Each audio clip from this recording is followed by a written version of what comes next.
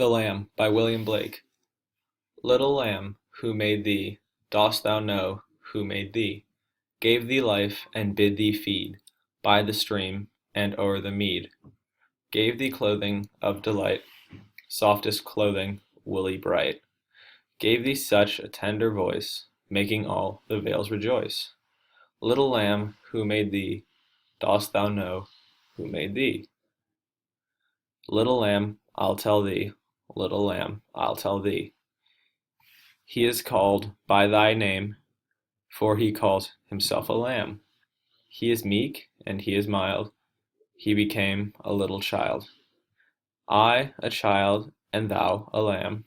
We are called by his name. Little lamb, God bless thee. Little lamb, God bless thee. The poem starts out by questioning who made the lamb. This poem has a lot of religious significance, as Jesus Christ in the Bible is compared to a little lamb.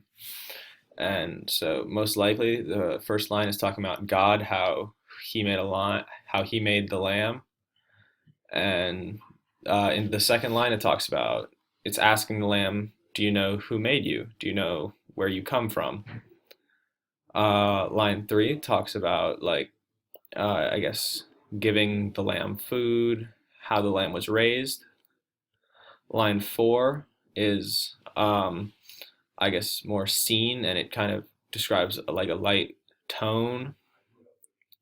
Uh, Line 5 talks about, I guess, his clothing and what he is wearing, and a lot of personification going on, as the lamb's clothing is wool.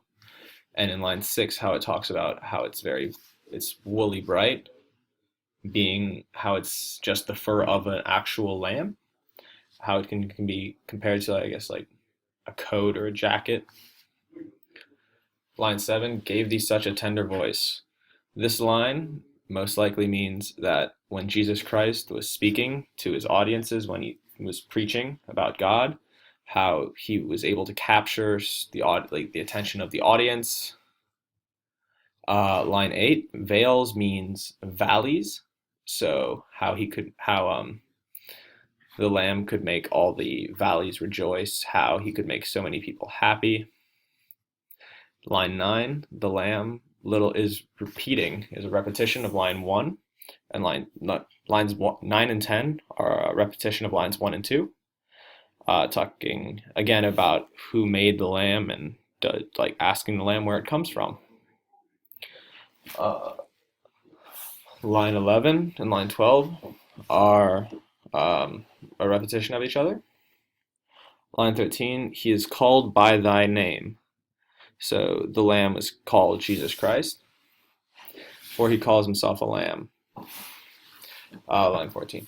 Line 15 and 16 are examples of personification, as how a lamb is meek and mild, how those attributes are mostly pointed toward as a person, and how the lamb is now being called a child.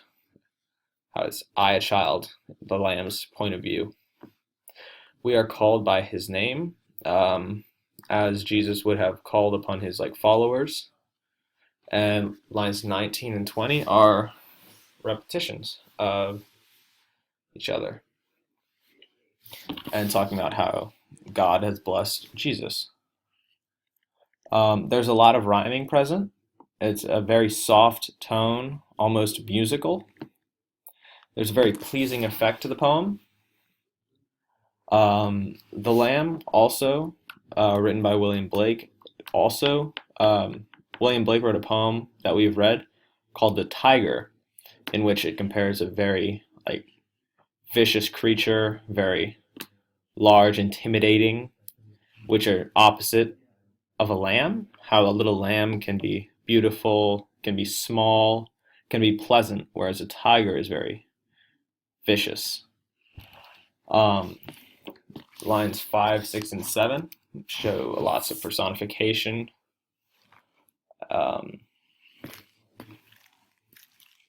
There's a lot of alliteration in this poem. 6 times does it mention little lamb, which is alliteration.